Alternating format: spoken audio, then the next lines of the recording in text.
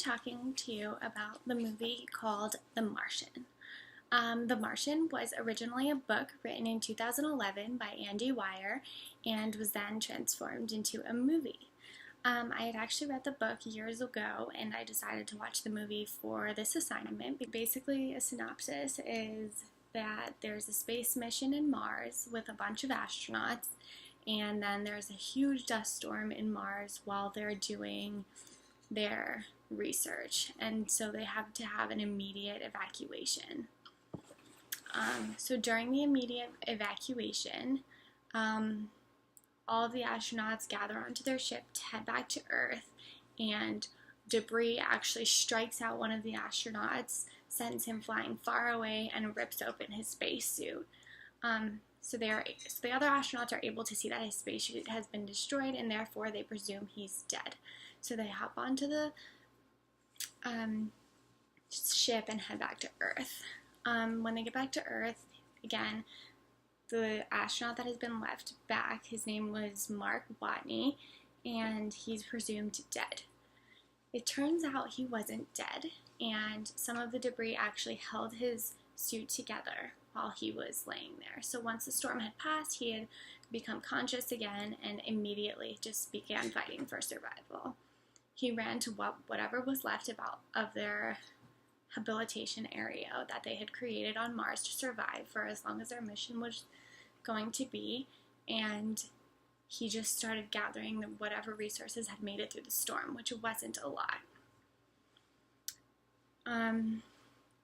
When he got back to the house that they had created on Mars, he actually performed self-surgery on himself to heal his wounds that he had gotten during the storm, which kind of made me feel like he definitely had to have some sort of mental thing going on if you literally stitch yourself because you survived a natural disaster and you're left completely alone on a planet that you've never been on. So although the storm left most of the equipment unusable, he made it his mission to collect anything that he possibly could to create contact with Earth and let them know that he was alive. So finally he was able to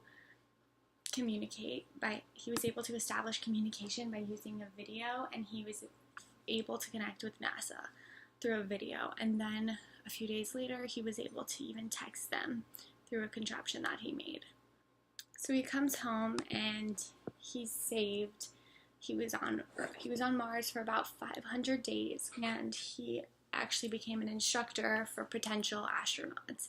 He didn't really show any signs of mental deterioration or really anything wrong with his mental health. To connect this to psychology, my question would be how does involuntary social isolation affect your mental health? So he was not voluntarily, obviously, stranded on a completely different planet for over 500 days, and I feel like that isolation from society would affect your mental health. Of course, this has never happened where an astronaut has been left on a planet and then returned back home, so we weren't able to have any case studies or anything of that nature.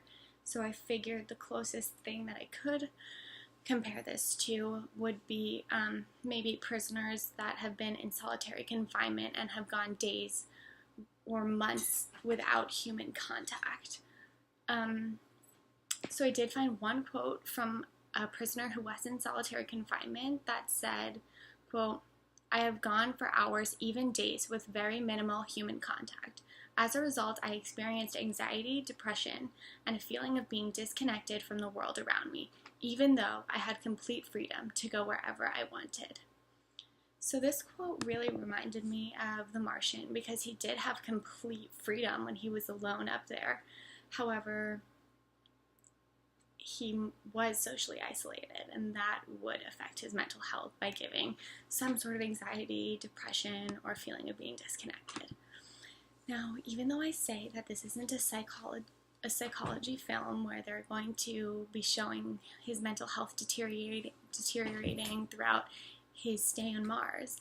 There, of course, were certain scenes where you could see that he was stressed, anxious, and quite paranoid.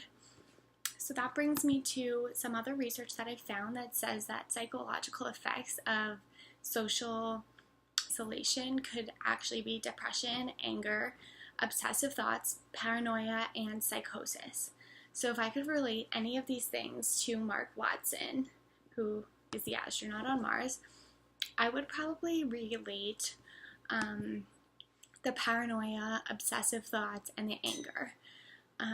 Although he did seem pretty connected to himself, and he was kind of being funny throughout the whole thing, constantly making jokes on his daily video diaries, there were times where he showed negative emotions. So the first time that he really showed like a severe amount of negative emotion was when he had reached NASA through the text messages, and they had told him that his crew was never notified that he had survived. So they had known for days that he was alive in space, and his crew that he was originally with was never notified.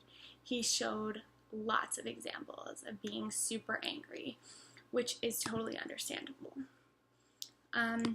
When I say paranoia, I just mean he was talking to himself throughout the entire time and would constantly say that, oh, I'm doing this to stop myself from going crazy. At least I'm busy, so I won't be going crazy. And this going crazy, his paranoia, he was paranoid about going crazy, which is ironic. Obsessive thoughts is that he just kept track of every single day he was in space. He had a calendar, basically 500 days in, he was still keeping track, and he was still obsessing over the thought of going back to Earth, which I don't think is completely irrational, but I do think it's a bit obsessive the way he was doing it in the movie. So, like I said, this is a fictional movie, and there is no case studies on an astronaut in space that we can study. However, I do really find this related to prisoners in solitary confinement, and I do think that he would have some of the same mental effects as a prisoner in solitary confinement. Thank you.